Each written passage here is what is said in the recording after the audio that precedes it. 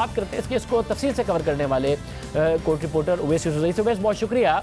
उवैस, ये ज़ाहिर अक्टूबर में FIA को ख्याल आया कि इसमें एंटी टेररिज्म कोर्ट में ये मामला जाए और इसमें डाल दिया जाए, और ज़ाहिर फैसला फिर एंटी टेररिज्म कोर्ट ही कर सकती है कि वो ये फैसला सुनेंगे या वापस अदालत को भेजेंगे। ये मामला क्या हुआ एग्जैक्टली?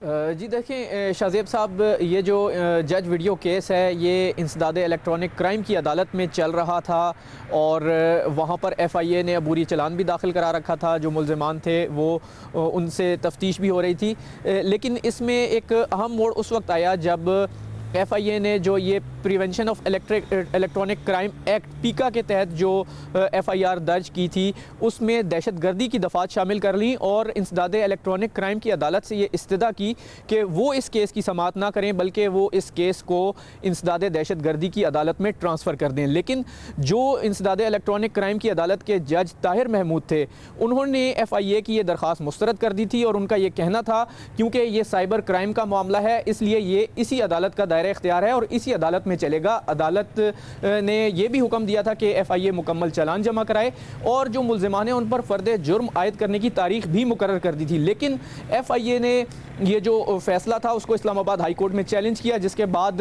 इंसदाद इलेक्ट्रॉनिक क्राइम की अदालत में ये जज वीडियो केस पर हुक्म इम्तना आ गया, समाअत रुक गई और अदालत ने इस्लामाबाद हाई कोर्ट ने यह फ़ैसला सुनाया कि केस रिमांड बैक कर दिया और ये डायरेक्शन दी इंसदाद इलेक्ट्रॉनिक क्राइम की अदालत को कि वो दोबारा इस दरख्वास्त को सुनकर इस पर फैसला करे। लेकिन इस दौरान जब ये केस वापस इस कोर्ट में आया, ट्रायल कोर्ट में, तो उस वक्त तक उनके जो जज थे ताहिर महमूद वो तब्दील हो चुके थे और इस वक्त इस जो पोजीशन है उसकी असामी खाली है। इसलिए जो एहतसाब अदालत के जज हैं मोहम्मद बशीर, उनको एक्टिंग चार्ज दिया गया है और वो बतौर ड्यूटी जज इस अदालत में केसेस को देख रहे हैं।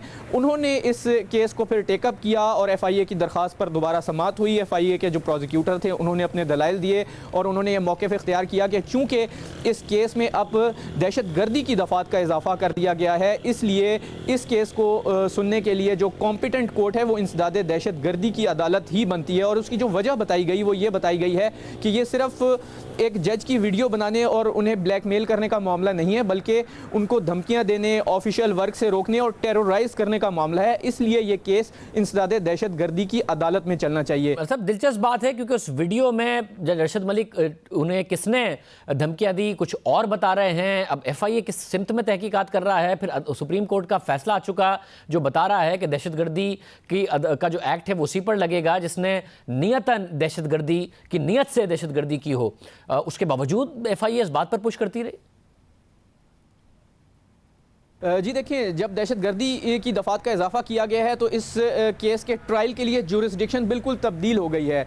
अब ये केस इंसदाद दहशतगर्दी की अदालत में ट्रायल के लिए जाएगा और जो मुल्ज़िमान हैं उनको ये हक़ हासिल होगा कि वो ट्रायल से कबल एक दरख्वास्त मूव करें और अदालत के सामने ये मामला रखें कि ये एक जज की वीडियो का मामला है, तो उसमें दहशतगर्दी का इतलाक़ कैसे हो गया। वहाँ पर अदालत दोबारा दलाइल सुनेगी मुल्ज़िमान के वकला की जानिब से दरख्वास्त पर, और ये जो इंसदाद दहशतगर्दी की अदालत है वो इस बात का नए सिरे से ये फैसला करेगी कि इंसदाद दहशतगर्दी की अदालत में ही ये केस चलना है या वापस साइबर क्राइम कोर्ट जो इंसदाद इलेक्ट्रॉनिक क्राइम की अदालत है उसको भिजवाना है। बहुत शुक्रिया, वैसे हमारे मौजूद थे, तफसीलात बता रहे थे।